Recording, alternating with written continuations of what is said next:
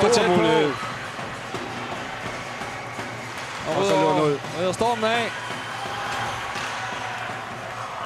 Og så tror jeg desværre, der kommer en grim situation her til sidst. En skade hos Rødovre. Bobby Hagelin, der ligger her og ser ud til at blive ramt på knæet.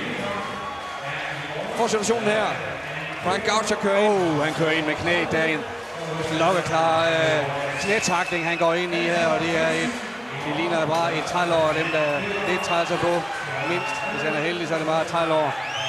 Det er klart, at han går ind med en knætakling. Og det er en nærkamp, som de tre dommer selvfølgelig også skulle kunne se.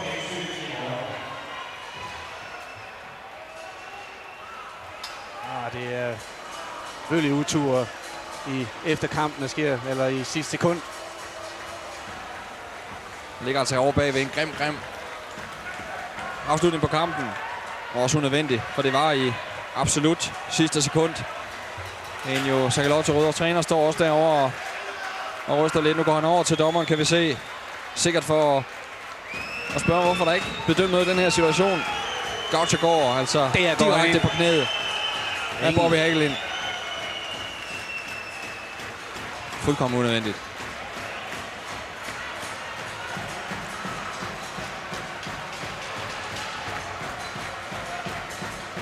Men bortset fra det, ja, han har det slet ikke godt i hvert fald. Bortset fra det, så er det klar fortjent sejr. Og vi ser på hele kampen, det er altså Rødovre selv, der begynder at lukke dem ind med et par dårlige udvisninger i slutfasen.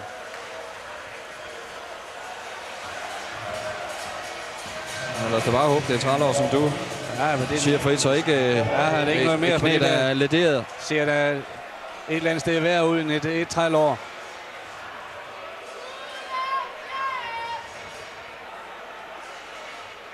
Og det er altså en ærgerlig spiller for Rødovre. Vigtigt tidspunkt. Han ser vi statistikken for kampen. Sønderjyske vinder altså på skuddene. Stadigvæk Heidfeldt af point, eller af lige nøjagtigt, kan man sige.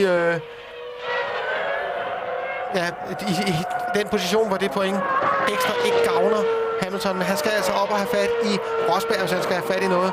Og der er altså 19 sekunder op til Rosberg. Der Rosberg forbi. Og det er altså godt forudsagt det her. Race-ingeniøren hos Rosberg sagde, at angreb Kubica, han dropper af igen. Og det gør han i allerhøjeste grad.